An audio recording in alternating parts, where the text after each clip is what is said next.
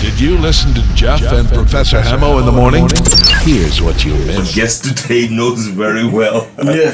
He just happens to be the chairman of the Matatu Owners Association. By the way, if you have any comments or questions for him, please call us 0722 20 8820, 0734 20 8820. Simon Kimutai is in the house. Oh, yeah. Bwana chairman, karibu sana. Asante sana. Nikubaya uko nje, nikubaya. Nikubaya. Watu wanatembea. Nikubaya. It's a healthy nation. We are a healthy nation. Cholesterol week. Yes. No, cholesterol week. Kabisa. Yes. What to end the medical this week? Man. Oh my goodness. So Matiang'i comes up. He says Michuki rules are back. Why are they being resisted, Chairman? I mean, why would one want to resist rules that are supposed to be good for commuters?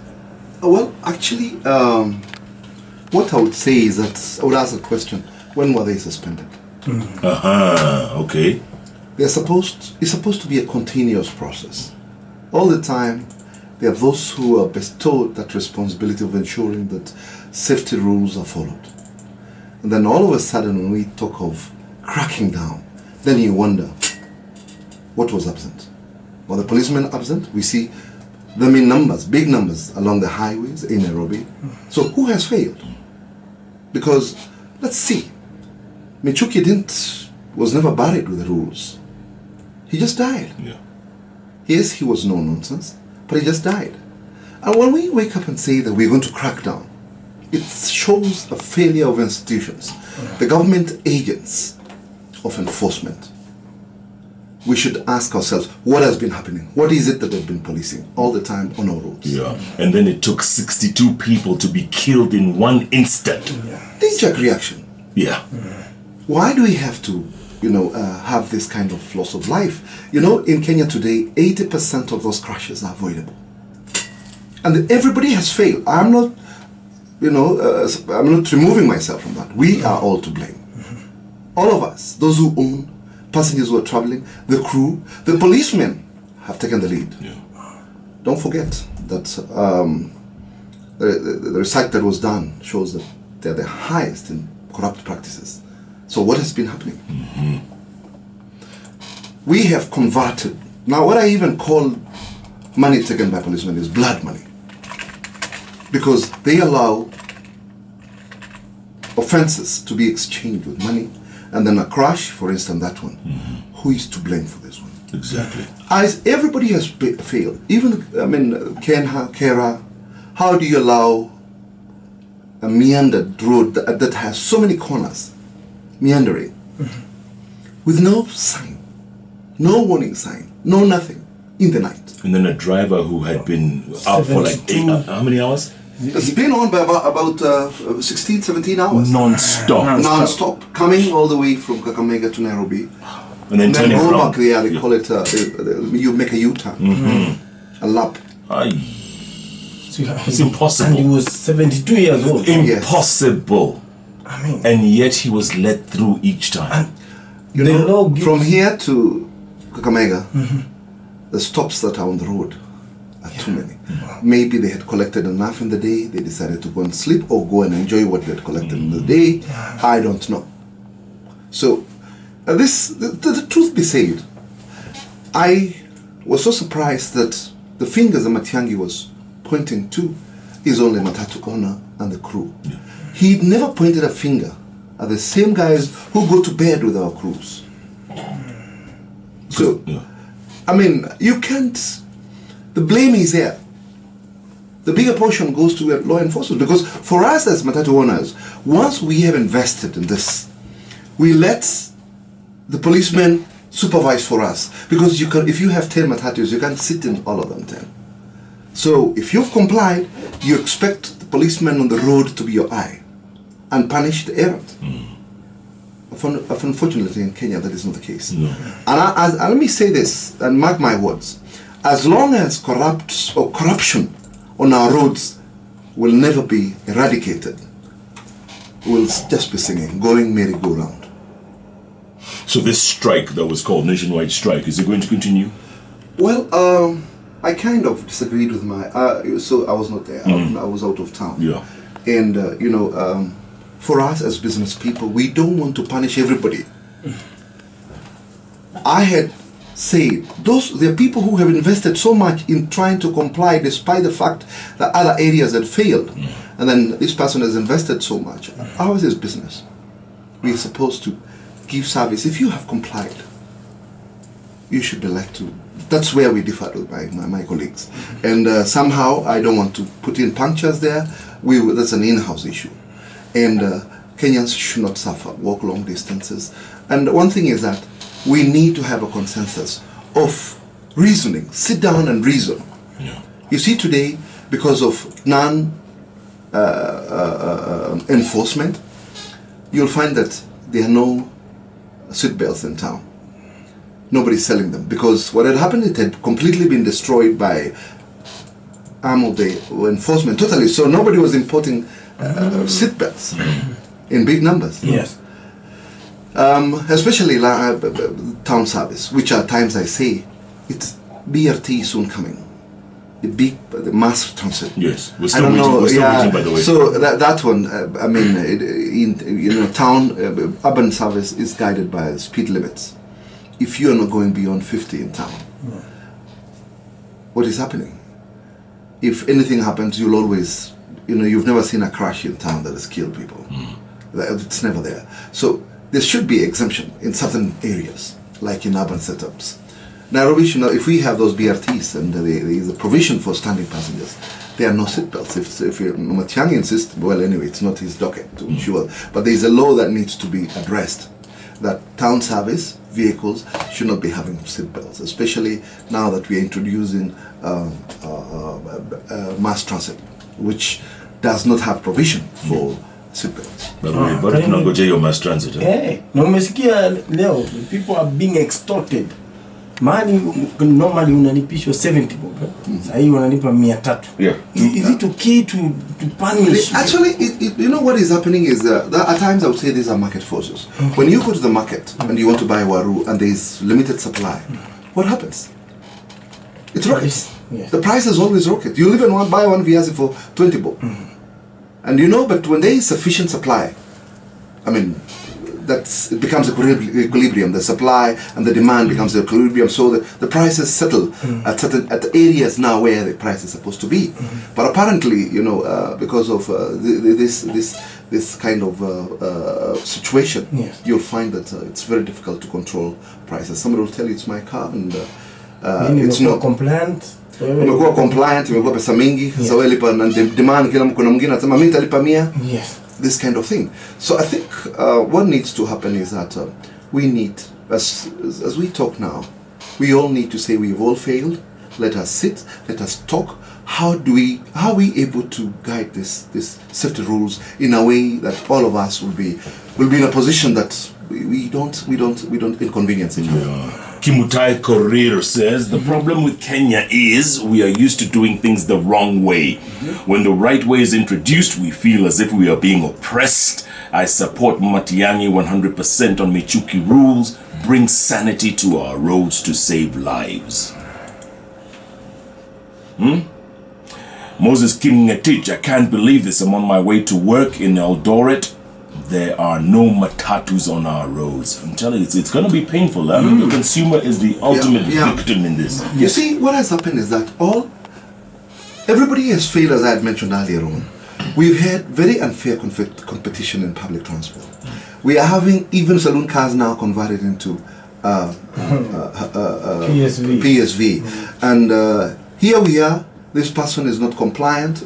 This person does not pay taxes. This person, everything. He's on the wrong side. Yeah. And yet we allow it. We even allocate loading days for them to be able to carry passengers. Now this discourages compliance. If a person gets passengers from Eldoret, for instance, he has a 7-seater, and he will go at 100 kilometers per hour because the law allows him. It's a saloon car. And you now, a person who's complied, you're allowed 80 kilometers per hour. What happens? Passengers would say, people were traveling, that I'd rather use that when it goes faster, it's more comfortable, and I'll get to where I want to get early enough. So, and we're allowing it. So what happens? The driver of the other one says no. I'll put a switch so I can go at 100 kilometers per hour. So failure to enforce the law, all these wrongdoings are because law has not been enforced. Do you think the government should take up this responsibility? I think we need to have a conversation. We need to sit down and talk about all these things. We need to sit down and say, for sure, where did the rain start beating us? How do we get ourselves? Let stakeholders own that process now of healing and turning away from the wrongs. Yeah. Though, as I said, at times we would say, there are many people who've asked so many questions. And many times I've been told by the law enforcement that tell your people not to give my askaris money. Who is in a better position? A man who knows the law or a man who does not understand the law? And they should know what happens. Why do people give out money? Not because they're rich. They fear intimidation. And many other things. But what is very important here, going ahead, is that I think this country doesn't need to, public transport doesn't need to punish people.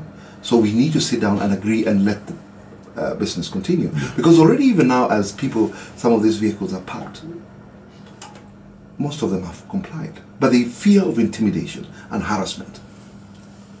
So do you think this will, you mentioned knee-jerk reaction before, knee-jerk. Yes. You think this will last? Because, obviously the build-up to today, and then by tomorrow, by Wednesday, by Friday, back to business as usual. As I mentioned earlier on, as we have, if corruption does not give way for governance, proper governance in terms of enforcing the law and compliance, I'm telling you, it's just short-lived. But if today we removed the issue of policemen taking money, because when a policeman stops you and his mind is about money, he'll never see anything else. He's blinded completely by that 100 shillings he's receiving, the 200 he's receiving, or whatever he's receiving. He's blinded by that. He is not ready to check on compliance. He's just ready. He wants to find a way of getting this money out of the license without being seen. So completely his mind, he is afraid there could be a camera, there could be somebody looking at him. So in that state, you can't enforce the law. Wapi ataona wapi? Hata haoni kama hujavaa uniform. Saa hiyo atakikuona ataoni sura yako. Anaona shilingi ambayo iko mfukoni tu. Hii inaitwa njaa. Ni njaa. Hiyo ni greed. Huyu ni mnyama kingine ambaye atakajikana kama monster. You see them risking their lives katikati ya barabara. Ni washike matatu isimpite. Karibu wagongwe, lakini ni ile 50 anakimbishana nayo. Afadhali yenyeshewe. Apate kama 50. Unaona ni 50. Kama 50 ujue. Kata ada kwa kwa ngapi? Yes, ni tu 50 jioni tu. Fika jioni hapo na shilingi 30,000 zake kwa mfuko. One day. These are billionaires. Exactly. Cash money, hakuna KRA hapo. Na wako motivated. Kabisa hizi. Asubuhi anapatiwa briefing. Ni barabara haijako ikileta shilingi ya kutosha. Let me tell you one thing, is that we've talked of scandals. Every time we talk of NYS, we talk of Ministry of Agriculture, maize scandal. Nobody talks about Matatu. These guys, there is none of these institutions who've had leakages which can be compared with public transport and policemen. Even failure to comply is that there is so much leakage in this industry. There is that by the end of the day, the owner is unable to maintain it properly. 30% of your revenues goes away. That could have been your profit. Yes. Because there are many things that, for you to comply, all this money, you have to apportion. Fuel in the first place will take close to 50%, or if not 50. Wow. And then now, when we go now, there are tires, general maintenance, all those things, the requirements to comply. Yes. Takes away the rest. So you're left licking your wounds.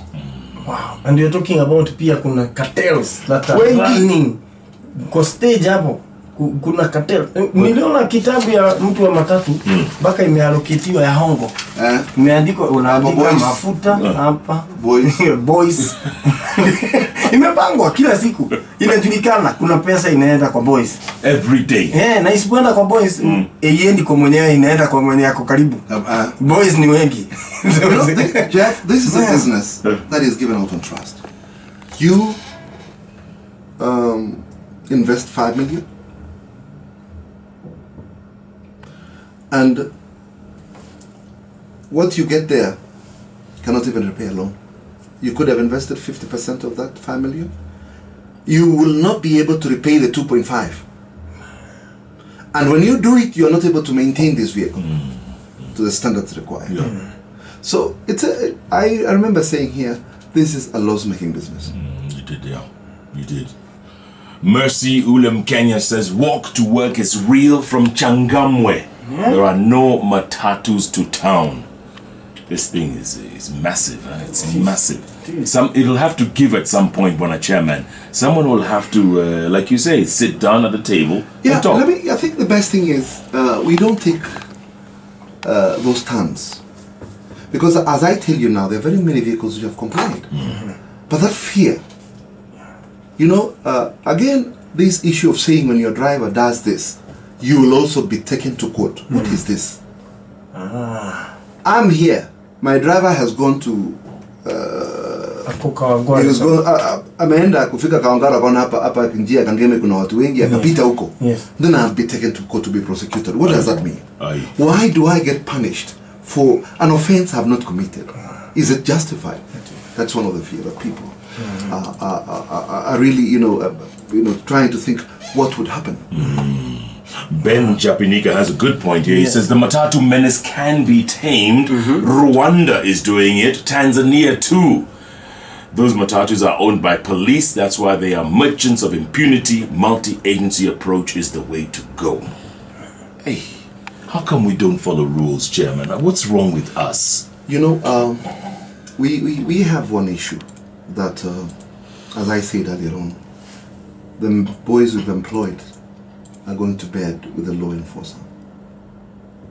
So this culture of, you know, not even disobedience, of not caring now that somebody, you've bought that offense. So you are allowed. It's like you're justified now to commit it.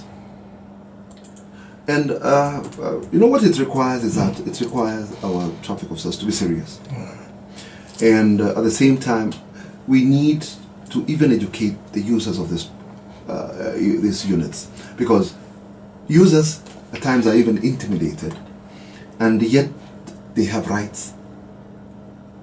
There is a contract when you board a bus or a matatu and pay. There is a contract that's binding, that is guided by safety rules. So at times I think the NTSA needs to come up and educate everybody on this. You know, at the same time, when drivers do misbehave, you know, one thing is that we don't train them, we don't license them. There is a licensing regime. There is a person who's been given by the government responsibility to train them as we get them from that area. Now, these men, unfortunately, is that the licensing regime requires only a 4-year-old license, not experience. Because if anything, you're supposed to be tested before you're given a PSV license. Unfortunately, none of this exists. You're given in the strength, a license, PSV license, in the strength of the years, age of your license. Patrick Igunza has a question. Says, ask the chairman if they are working towards ensuring operators comply with the law. For sure, that is my wish. We want everybody to comply. If there is a law, there shouldn't be a window to get out of it. That law should guide us. And, you know, as I said, all this is a result of failure by institutions which is supposed to be enforcing. And for me, I support 100%. Despite the fact that, you know, this rhetoric of saying that you will be prosecuted, you and you and you. How would I be prosecuted? If somebody today in my house killed a person, would I also be held liable? And yet I'm not an accomplice. For owning the title. For owning the title. Yeah, so it's at times those are the things which create the fear and bad relation amongst all this in the industry. Chair, can you break it down? What exactly are we talking about? Compliance. What are these things? Compliance is big. The most important one is having a speed limiter. Number 2 is having seat belts. Number 3 is that the car has got to be, the tires, the indicators, the driver compliance also is about the driver must have attained all those documents which are required by the government, like having a driving license, having a valid driving license, a PSV license. He should have a badge from an employer and also from NTSA, and then he should also have uniform prescribed in the books. It's not difficult. The only problem is that I think also we also need to, things which boil down at times you feel like, so somebody does not respect you as an investor. We move the economy of this country. And there must be that respect. We don't go to the national TV and start throwing tantrum at even investors. It's painful. You can't say, jela ifunguliwe hawa watu wote mwenye gari nani afungwe. It's, some of these rhetorics are they're not correct. You use them in a good way. Chairman, what about graffiti? Graffiti, there was a presidential, is it what I say, a call it order? We requested him to have these young men who've learned art. The president agreed that provide it does not, it doesn't become a safety issue. You don't block the window by drawing a big giant person there, and it has to have good message. Of course, there are those which cannot be displayed. Pornographic materials should not be there, but you can put in heroes, you can put in anything that that can portray a culture or a feeling of somebody that would be expressed by drawing. And I don't think it's not an offense, and I think it is it's just allowing, creating jobs for our youth. So graffiti is allowed. Apparently, it should not at any moment be able to go against safety regulations. And they are saying lazima itolewe. Walisema I don't know.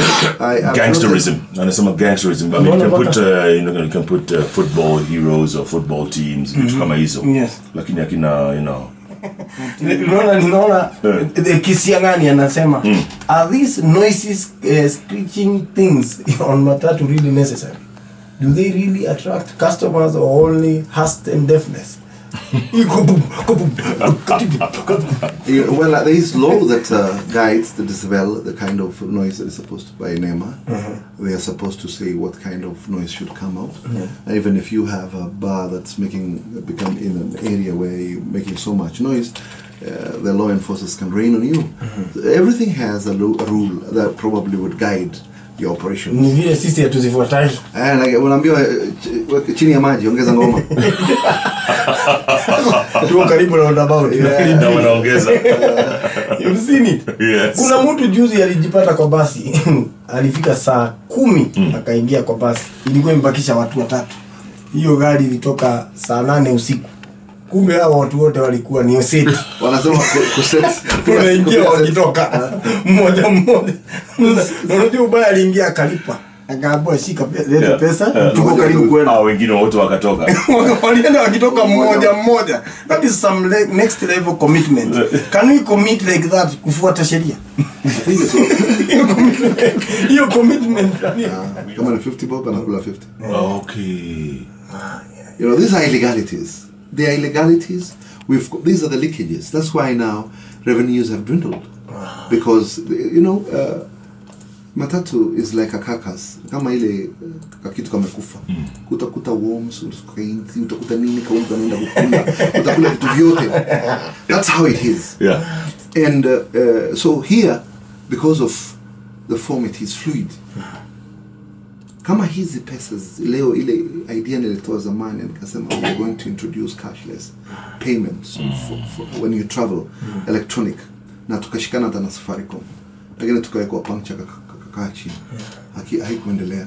So if at all today the government say, because Safaricom they are very innovative people in Safaricom. If we say today we want a card for passengers that only value is put there. Then there is a debit and credit.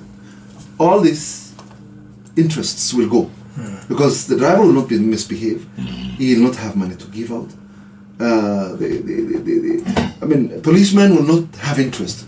They'll do their work because hakuna mtu anaweza kupeana pesa. So this will do blow to very many things.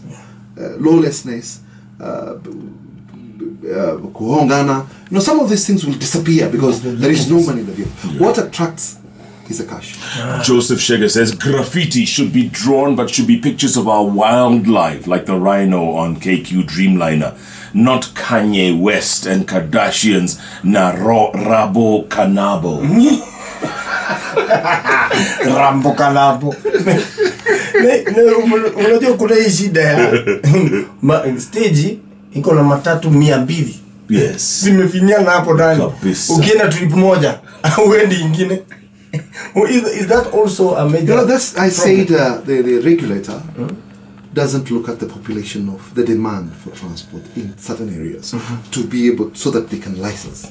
So there is a petrol licensing.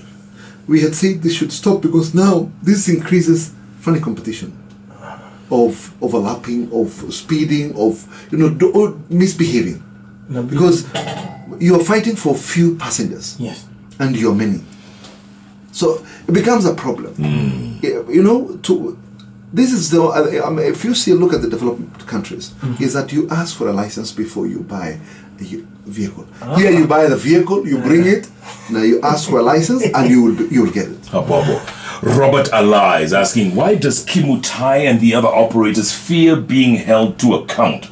When you allow people who have no qualifications and with criminal intent to drive your car and kill or risk lives, you should be charged. Also, will Kimutai stop being in charge? His position is for life?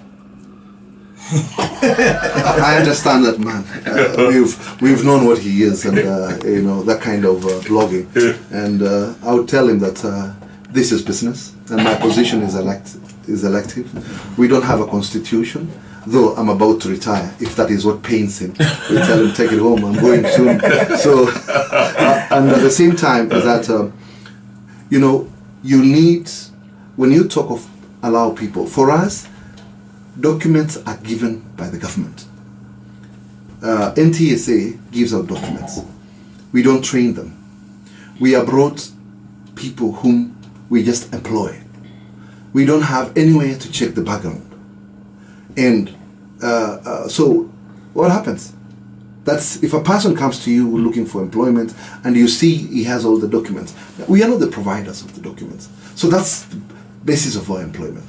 So just to answer a lie is that we are also held captive. And there's no law which says you have to be hanged because of somebody else's offense. There is a law that guides that people must do what is right, and that there are policemen who have been employed to ensure that they do that. Okay, the number to call 0722 20 88 20. Do you have any questions, comments for Simon Kimutai of the Matatu Owners Association? Twende Kazi. Hot 96, you're on the air. Good morning. Good morning to you, Jeff Mambo. Poa sana. Who's this? John Mwanda. Okay, what's your question or comment? Quickly. Mimi nataka kuuliza Kimutai. Hello? Yeah. Yes. Endelea bro, endelea. Nilikuwa nataka kumuuliza aje. Kwa nini hakusaidia kusaidia watu wa matatu waongezewe muda hata kidogo, kwa sababu ukijaribu kuona sasa hivi barabara imeng'ara kabisa, hakuna magari, watu wamejaa. Kuna hiyo jam na kuna hiyo shida. Na unajua hiyo shida inaweza kosti mambo mingi, kwa sababu kuna watu watapoteza hata kazi sababu hawakuweza kufika kazini. So yuko ni angaomba muda zaidi kidogo ili hii mambo itatuliwe na mambo yende ikiwa iko sawa kuliko watu wahangaike hivi. Sawa. Chairman. What I would want to say is that we asked for even having to meet the CSs so we can discuss.